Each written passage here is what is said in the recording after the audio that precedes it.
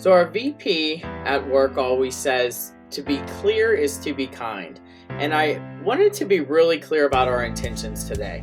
So our goal in this conversation, it's not necessarily to share a particular framework, though we can definitely talk through the one we use.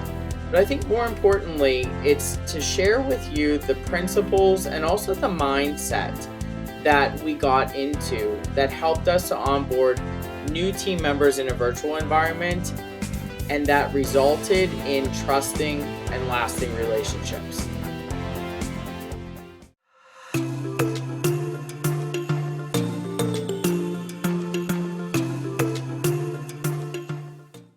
Hi guys, welcome back. Today, Sergey and I wanted to explore the challenges and also the opportunities of onboarding new team members remotely. This was something we faced at the start of the pandemic. And when we hired again recently, we started to evolve the original model that we created. As more and more companies shift to remote work, onboarding new employees can be a unique and also, I think, a challenging experience. And I'm sure many of you have or are facing similar challenges. And that could be as, the hiring manager, the team member who's supporting the new employee, or actually being that new employee. And so today, we're going to share some real life stories to help you navigate the remote onboarding process and also help to make it a success. So, whether you're a new remote worker or a manager who's responsible for onboarding someone, this is the episode for you. So, stay tuned as we explore the ins and outs of remote onboarding together. Sergey, can you set the stage for everyone so that they understand where we were 2 years ago when we hired our first remote employee? Yeah, absolutely. So first off, I just want to start off and say I love remote work. The transition for me was pretty seamless. I love the technology, being able to interact with people, have kind of my own space to do work. It was a lot of great benefits, but I had the luxury of being in the office. I was downtown at that skyscraper meeting people, and so I knew the team when we switched over from, um, you know, in downtown work to virtual work. And so it was very, very easy for me to be able to know everyone and what was going on. A lot of people don't have that luxury. They don't have those connections established. And so they're just turning on their camera and hoping that the person on the other end is going to give them a big warm smile and help connect them with everybody else, right? And I think we all look forward to that, to have somebody open those doors for us. And so, yes, you're right. So 2 years ago, we were looking for a project coordinator position, which is basically an entry level project management role where the person's focused on a lot of coordinating and scheduling meetings in order to make sure that the actual work happens, which is so, so important and really challenging, I should note. But we knew early on that one of the things we wanted to accomplish was we wanted to give that person the ability to grow. And for us at that time, we were already starting to think about some Scrum. And so this person could evolve into a Scrum Master role or another type of project management position if it didn't go down that way. So we wanted to keep the doors open. And so at that time, there was not really much in terms of documentation. So we were starting from scratch. How do we make an onboarding experience meaningful? And I do want to note that one of the best things about the place that we work at was that we were given a lot of liberties, creative liberties, to be able to design and create what we thought would be meaningful versus following some type of template, which is also great when you have it. But this really challenges us to think about how do we create that. And so, Andy, if you want to talk a little bit about it, because I thought that you opened up with a great idea on how to really engage that person. And I want to talk a little bit about the philosophy, but what inspired you to do it. Yeah, definitely. So, one of the things, and you know this better than anyone, Sergey, that kind of drives me as I start to think about a new idea, I start to look at my principles. And I got that concept from Ray Dalio from his book Principles. If you don't know who Ray is, you need to check him out. He manages the largest hedge fund, Bridgewater. But Ray says, principles are rules that we can live and breathe by, and they can help us to make some pretty quick and accurate decisions. And so, one of my principles comes from my college president. So this goes back to the Bronx in New York to Fordham University. Father McShane was the president, and every time you saw him, he knew who you were. He knew where you went to high school. He knew your high school teachers, and it was amazing that this man just had all of this knowledge inside of his head, and you felt like he really knew you. And one time I listened to him speak once, and he said, "I want each of you to take away a very special rule, and that is that you need to treat every person like they're the most important person in the world." And so that became a principle for me. And that is the principle that I first applied and went to when I started to build an onboarding program. That's beautiful and such an important thing to kind of always keep at top of mind when engaging with someone new, right? Especially somebody who's excited, interested, and ambitious, right? First time stepping into like a position like that. So, Andy, do you want to talk a little bit about what are the actual like concrete, specific things that you did to meet that person at the front door? Yeah, and really that's it right there too. So not only are we treating them like the only person in the world, but we are meeting them at the front door of the building. So that was kind of a vision that I had because I went back to my own first day of work to build this program. And I thought, I remember taking the trolley in to the city and having to find my building and getting into this bustling lobby and having to find the right elevator bank, not even really knowing, like I think I had it on a post-it note which floor I was supposed to go to. Right. And so that kind of anxiety that comes with starting a new job and making sure you even make it to your own desk. I did not want this person to have to go through that.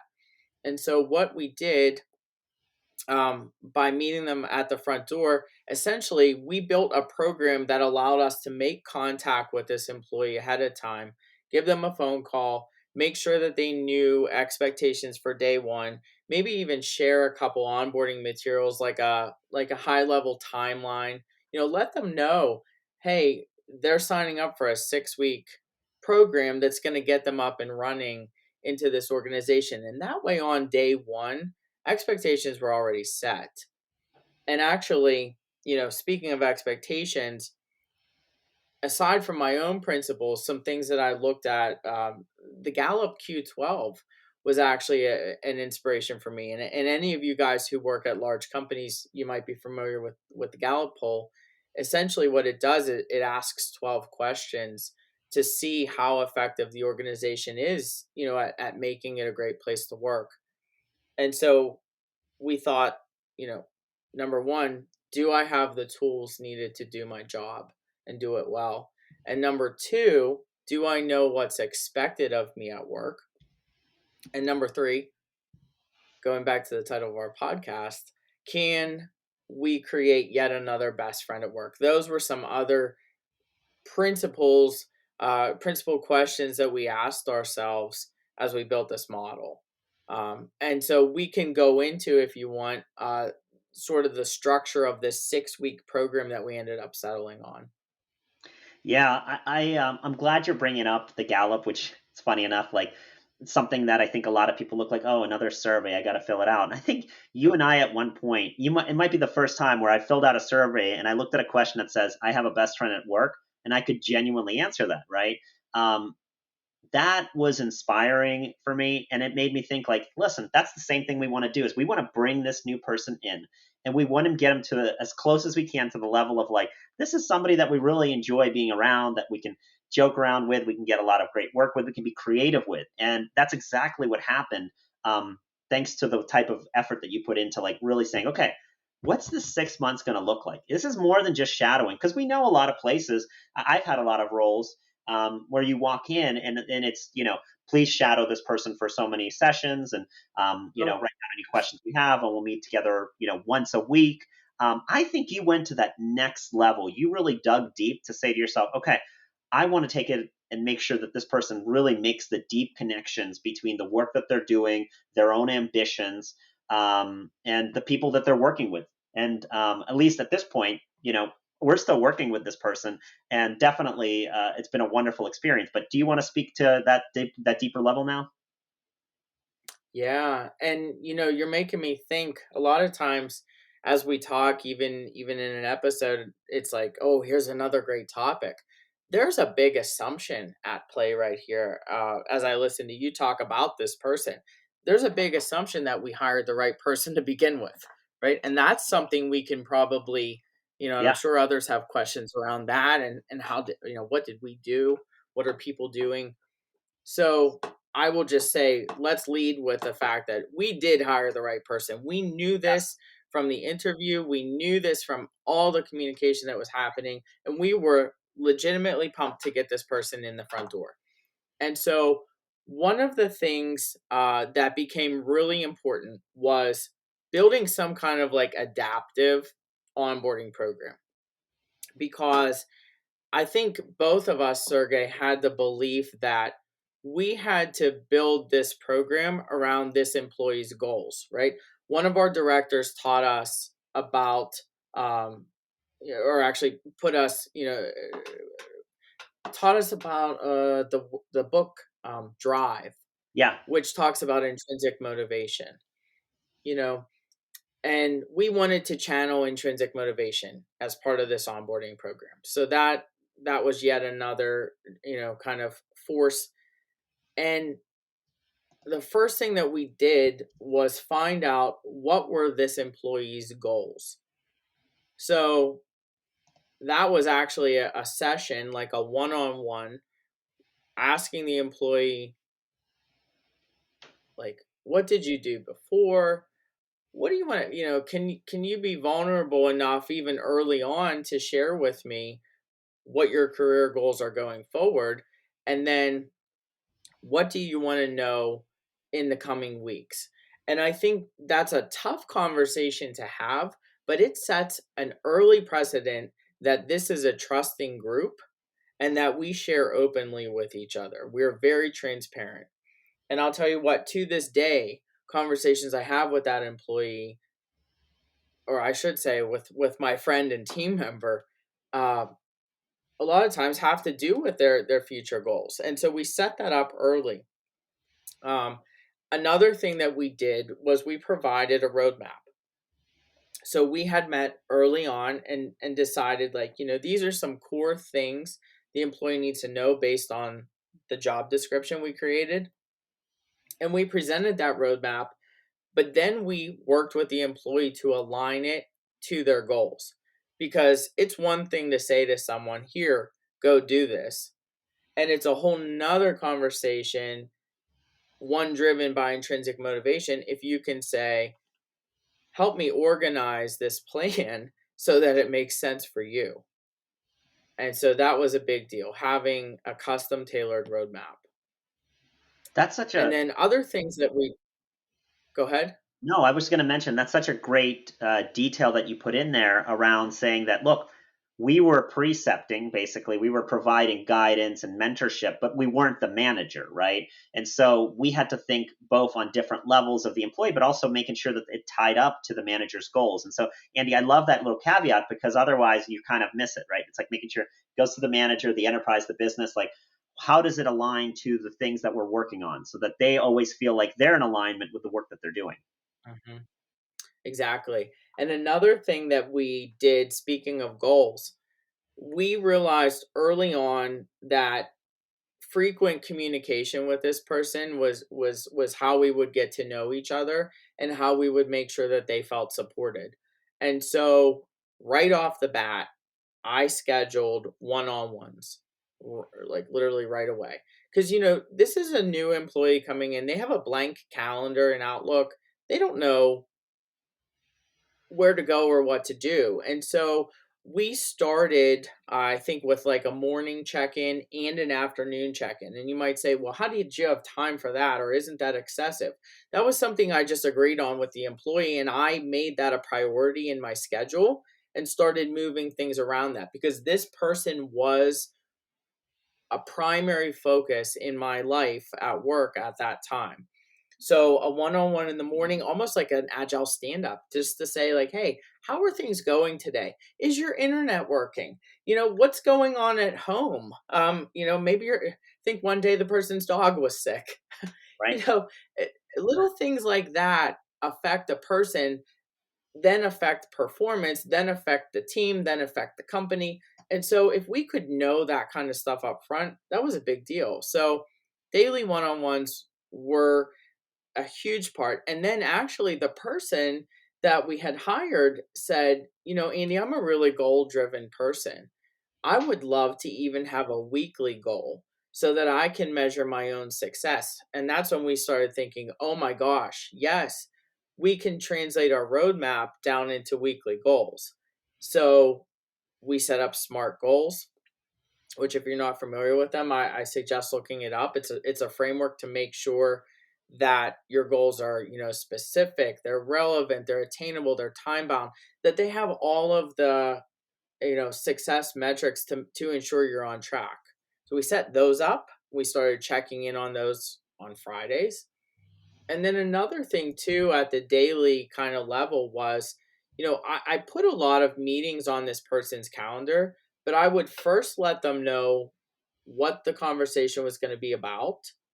And then I would debrief afterwards to make sure that any questions were answered. And again, took a lot of time, but immediately you're starting to build the company culture into your onboarding, right? You're talking through acronyms that the person heard Right. during meetings. You're sharing insights about personalities, all of that. Yeah, I think another element that you just mentioned that's really important is you led with empathy. Those one-on-ones are not just a way to get more action items or tasks or just say, hey, do you have any questions? It's really about saying what is going on in your life that we wouldn't know about because we only see small segments of it, right? And so, like you mentioned, the dog is an important. It's a member of someone's family, right? And so when they get sick, that's really important to that individual, and knowing that they're able to have the flexibility, just as if it was a child or a grandparent or a parent or whoever, is so important because you could have all the strategy and planning that you want, but if you don't lead with empathy and understand what's important in another person's life, you're going to run across a lot of roadblocks and won't be as successful. So I love that you called that out. Yeah, I think someone, it goes back to having the tools. It's to me, it's a variation of that question. Just the same way, if your computer's not able to connect to the internet, you're not going to be able to do your work.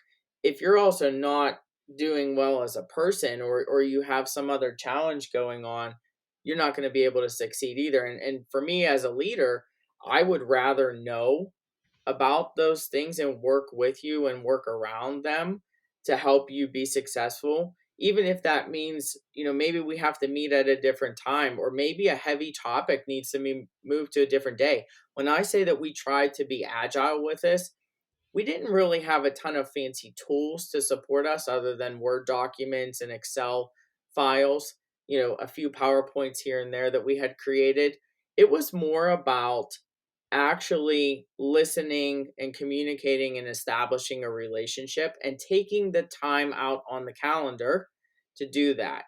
Again, this person became number one priority. I was, and actually, Sergey, you had taught me a concept. I think it came from, uh, was it was it a book about deep work? Is that the Yeah. title of the book? Yep. Cal Newport's Deep Work. Deep work. um, where we were doing time blocking.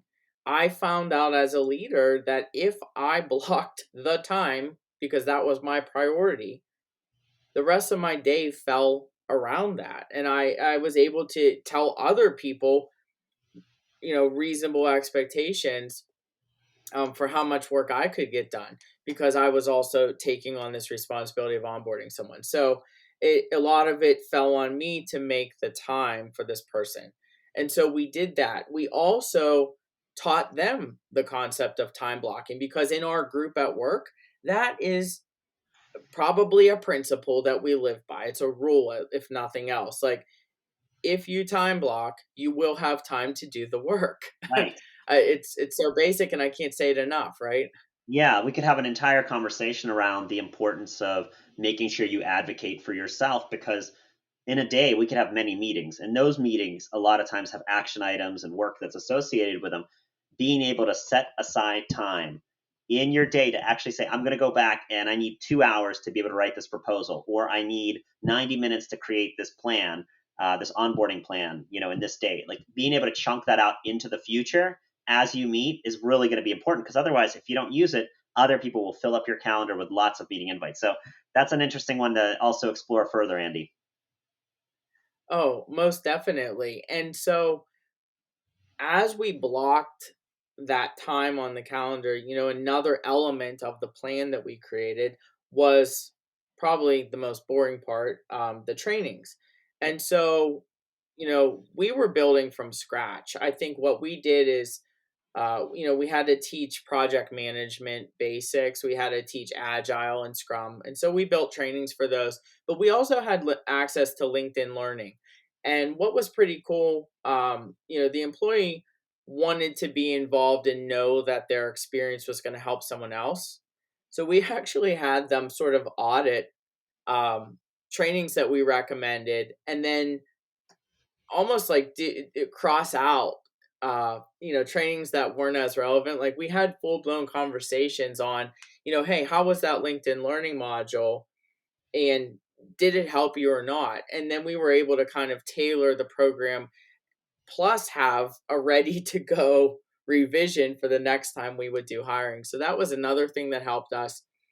And the last thing I wanted to say, I'm sure I'm missing some things, but uh, was we had a plan from pretty much from day one that we weren't going to just let this onboarding fizzle out.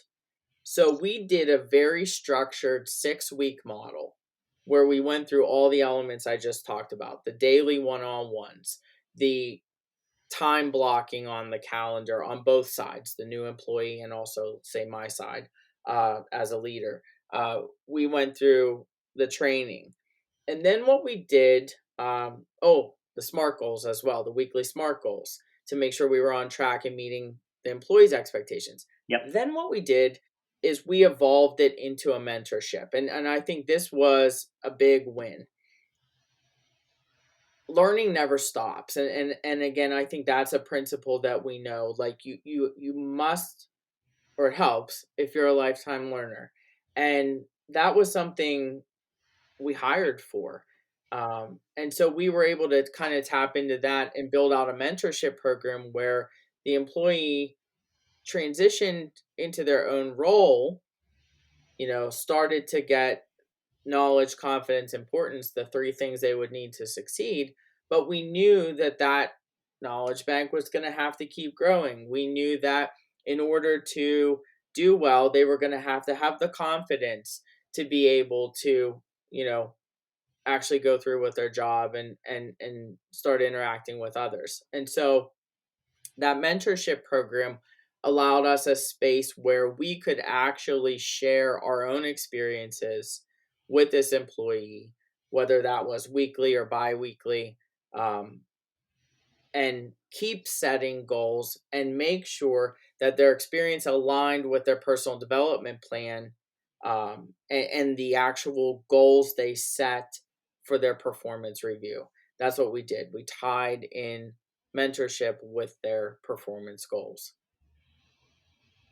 Yeah, that makes a lot of sense, Andy. And I think another thing that you just spoke to that reminded me of something that I came across, maybe it was on LinkedIn or YouTube, I'm not sure exactly, but basically speaking to the fact that the person that is working in the position right above you. So, for example, if you are an analyst and there is a senior analyst, the relationship between those two is probably the most significant.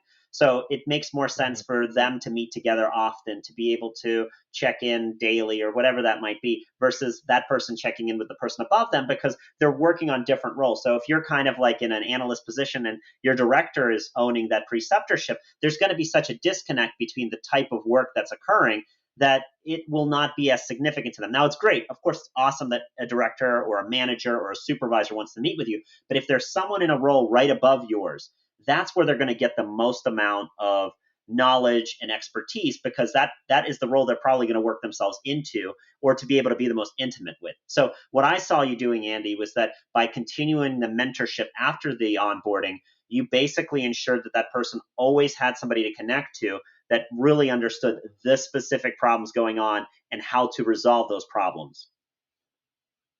Yeah, and I think that was the goal. You made me laugh when you were talking about that because two things that I forgot to share. Um, Number one is the fact that you and I were not in manager roles when we did this onboarding, right? We had a functional manager. We were in that next level role, kind of like that analyst and senior analyst. We were the scrum masters, and this was a project coordinator coming in who would eventually become a project, become a scrum master. But so we took this on without even being the manager, which was nice because it took that off of our manager's plate and allowed yet another principle to come through, which is the people closest to the work are going to understand it best and be able to evolve it and innovate on it the best. Um, so, we did it as non managers. And then I was laughing because another employee that we hired, we did a very similar thing. She actually said, probably like, you know, 5, 6 weeks in, she said, "Do you know, I just realized today you're not my manager?" And I had to laugh at that one because Yeah. obviously the way we did this, it looked a lot like what most people would perceive as a manager type function, but that's not how our group handled it. And so going back, I would be very clear with the org chart as well to show where different people sit. But it really spoke to, I think, the influence we were able to have. The person actually thought we were the manager. Yeah, and in a lot of ways, especially in I think in an organization that's sort of like always looking at those Gallup scores and trying to see if the connections are there. You know, that's going back to that number five, and I'm looking at it on my screen. That's the only reason I know it's number five is my supervisor, someone at work, seems to care about me as a person. So it's never to be taken as like, oh, like as a manager or supervisor director, am I doing enough to connect with that person? No, it's wonderful if that new employee is connecting with that next person up as their preceptor and really almost in a way managing them, and they're answering positively, something like that. That to me says, wow, we're so engaged at a level that we are taking serious consideration that this new person is coming in, and I'm going to make sure that they get the coaching, the training, the support that they need, that they almost see me as that authority figure. But you're right, it is a little bit humorous in that way, but it's also kind of great too. It honestly turned out to be an amazing experience. And like we said, both, there were two employees that we ended up bringing on using a very similar um, Yeah. kind of onboarding package, and both of them are still here. We were able to help both of them get promoted into uh, full Scrum Master roles, which is amazing. And really, in a short period of time, I don't know that either of them was even here 18 months before that happened. So I think it speaks to the fact that, the old saying, first impressions are lasting impressions. And when we met them at the front door and treated them like they were the most important person in the world, that had a huge impact. And we know that through feedback too. That had a huge impact on the onboarding experience. Um, One thing I do want to make sure we get to touch on, Sergey, is the fact that, yeah, we had 2 rounds of a pretty successful program. And you in particular have since done another round of hiring. And want, uh, I want to take some time to share how you've innovated even on that first model that we created. Would you mind talking about that a little bit? Yeah, thanks for asking. It's interesting, right? So we did have two new employees recently that we brought on. And with the first employee, we sat down and, of course, thought about what is going to be the best way, the most efficient and effective way to bring them onto this team. And I thought about using some of those conventional methods, PowerPoints to run them through the information, maybe Word documents, using Microsoft Teams chat, all sorts of different functionality. And I was laying around one night and just kind of like boggling that question back and forth because, my manager asked me to come up with a plan for how to do this for the first time. And I wanted to be creative. And I thought, what's a good way to kind of like knock out two things at once? No birds knocking out because I don't like that. I don't want to knock any birds out. We're just going to knock out two things at once. Imagine whatever those two things might be. And one of the transitions we did earlier in the year was starting to use Jira to manage complicated work, right? That is a tool used across Fortune 500 companies. People are very familiar with it for using Scrum and Kanban and doing all of that work. And in my mind, I thought, well, wait a second. Is there an opportunity to also use it for onboarding experience? And that kind of led me to start playing around with a board. I went and reached out to our administrator. We had a new Scrum board created, and I started just basically putting down all of the different kind of things. Obviously, we call them PBIs. Let's just call them stories for a moment. All of these different things that I would want this new individual to go through that would help them to master and become an expert at work and feel confident in their onboarding experience. And so I did that at first. And then I started thinking, okay, well, I've set all of these things in the backlog as important things to get done. Let's break it down even further. And that's where I sort of said, okay, well, they're probably going to be onboarding for a month or two. Let's set up each of those sprints as 1 week each. Okay. And that's where I started moving in all of those user stories to the weeks that made sense. So the first week, pretty standard stuff, right? You're going to be probably going through some type of enterprise training and whatnot. So that's going to be handled there. We're going to do some introductions there to the internal team members and also the larger team itself. There might be opportunities there to look at a technology checklist, right? Making sure, like you said, that first question, or not first question, the second question, like I have the materials and equipment I need to do right, to do the work right. That person usually doesn't, right? Because they just joined. And in this case, they were external to the organization. So they didn't have access to the majority of things we use, like Mural, Microsoft Teams, etc. So it was making sure that all of those items that happened in the first week really made sense and aligned. And then by taking it to the next level, and this is where it really helped me, was that I wasn't alone in doing this onboarding. I said to my partners and my manager here, I said, why don't we take a look at it together and basically make sure that you guys also want to include any specific stories, things that we want to follow up with in this first week with this person. And we all kind of, in Jira, right, dragging and dropping things into that first week, we came up with a plan. And of course, looking at that plan, we needed to make sure we actually scheduled the time out on our Outlook calendar to be able to handle those things. So that's where this two technologies come together. You say, okay, I'm committing to do these three things in the first week with this employee. That's what I've dragged into that first week. I also need to go back to my Outlook calendar and make sure I'm blocking off the appropriate amount of time to be able to do it. And so that first week when the employee joined, I think it took a day or two for them to get access to it, but they were able to clearly see the plan that was written out for them, not just for the first week, but for the second and third and fourth and so forth. So they were confident in knowing what their expectations were. Plus, on their calendar and Outlook, they already had those sessions scheduled. So it was very convenient to make the connections. And of course, there's a lot of other things, Andy, that we added in there that would help them make those connections to the board. We made sure in parentheses, at least for me, I put in the name of the PBIs or the user stories, the actual number. So if it was 1182, so that there was a direct connection. And then towards the end of the week, and I think we did this, at first we did it weekly, and then the second month we did it bi-weekly. We met and displayed the Jira board as a team and went through all of the things we had completed, kind of like you would do at a sprint review. There was an opportunity to now sit down and say, all right, so technology checklist. What was the outcome of that? Well, it was good. I have 4 of the things that I needed access to. I still need to get access to Mural. And so we were able to plan out almost immediately for the next week things that we would have to follow up on. So this constant loop of feedback, just like in Scrum, played beautifully into onboarding this individual and, of course, the person that came right after them. And it was really exciting because I had never done anything like that before. Wasn't sure. Again, trial and error. It's one of my favorite things about working where I'm at, getting to try out new things. But the feedback that we got from the new employee was that they really did know what the expectations were. They understood the things that were coming up on their calendar, so they weren't surprised. They had the details that they needed in order to be able to understand what exactly was going to happen in those sessions. So all of those things came together. And most importantly, I think it hardened in the fact that their opinions mattered as well, right? Because at the end of the week, we were asking them hey, we covered this with you. What did you think? What other questions do you want to dig into? And those would inform the second week or the third week or the fourth week, because we were able to write up new user stories, new PBIs to continue feeding into whatever they were sharing with us.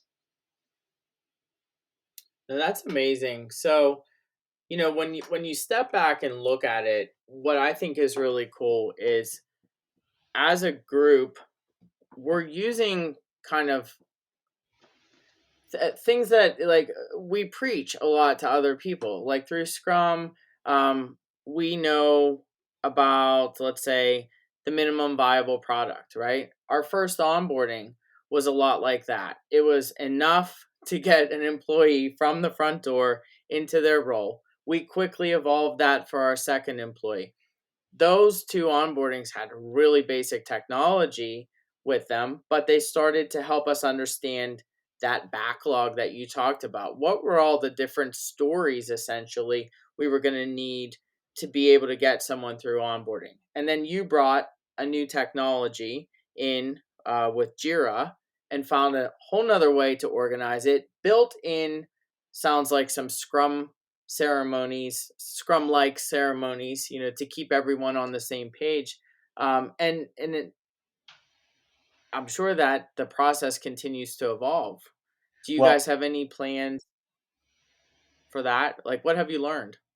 yeah, so I think one of the things that came to me was that when this new employee joined us, she had never used Jira, and this was something that we were going to use in order to manage complicated work. So not only was the onboarding experience structured and she was able to provide us feedback that said, like, really enjoyed the way that this was done, but also it made it easy for that person to also use the technology for the projects that she was going to manage. So all of a sudden she was gaining the skill set of being comfortable using the technology, but also being able to get onboarded so that she could be successful in learning the tools, the relationships, all of the other things that come with that. And so we did this just most recently with an agile coach position that we filled up in our department as well. And it was a lot even more smoother because this person was an internal hire and already had a lot of experience with Jira. They understood the enterprise. They had a lot of some of the relationships. And really, again, it was a smooth experience. Once they got access to the technology, the computer, they were able to get in with their username and password and all of that. Like, it was second nature to that individual to say, "Oh, great! In the first week, I know what I'm doing. In the second week, I have some good idea, but we'll be agile with it by saying that depending on what you provide in the first week, we're going to make sure the second week is customized for your experience to help you grow." What happened was, and I can't take credit for this, but I think through all of the onboarding experiences that our team provided, not just the process itself, this person has been so comfortable that they were able to go ahead and start to write up a proposal that they've drafted of things that they've experienced. Sometimes when you come on as a new team member, there's going to be hesitation, right? You're not sure what people are going to think of you. You're not sure how they're going to take the information that you're sharing, especially if you're giving feedback or criticism about things that you've been doing for a while. Our goal was to make sure that that individual, as an agile coach who is going to provide feedback, was comfortable enough to be able to get in and start doing the work that they need to do. And that was really cool when they said, "Hey, I have a draft written up for some things that I think would be great." And I was like, "Oh my gosh, I want to see that because that's what's going to help us get better." So hopefully, as we kind of take what you've built in, Andy, and evolved it to use the technology that we're using anyway to manage projects now for onboarding, we're bringing on people faster and quicker and getting them to be confident in many other ways as well. That's awesome. And, you talked about something really important. Yet another principle that comes up, um, is, trust working together. When that trust bank is full, that is when that's when there's transparency, that's when there's inspection, that's when there's adaptation, right? If it's not Yep. a safe environment, and all of these things I think that we're talking about, from meeting them at the front door to treating like the only person in the world, to constantly evolving the onboarding program to meet their goals. All of those things are going to help in the early days to create that trust. And it's like putting coins into a piggy bank. Every single thing that you do, it's adding another coin. And before you know it, that trust bank is going to be full. And that's ultimately, I think, no matter what platform you decide to use, or what your specific onboarding entails. That I think is one of the ultimate goals, is to get that trust bank high and full. Right. Yep. To make it so that people feel like you care about them, because at the end of the day, like, we care about each other, Andy. That's why we became best friends at work, and we care about the people that we work with. So we want to create that environment where they can build those relationships and those connections, and feel valued at the work that they do, because people are amazing and they have so much to bring, and they just need to be in an environment, a culture that promotes that. So this has been a really, really awesome topic to talk through. I'm really glad that we had this space, because we've never been able to just kind of like bring it down to this level. And I'm excited, to see what people might have questions about in terms of like how we did specific things here, because we could definitely dig into that if anyone here wants to learn more. Exactly. That's the beautiful thing. I know you and I were talking uh, before we hit the record button, and we said, we're really lucky, and I think we'll keep reflecting on this.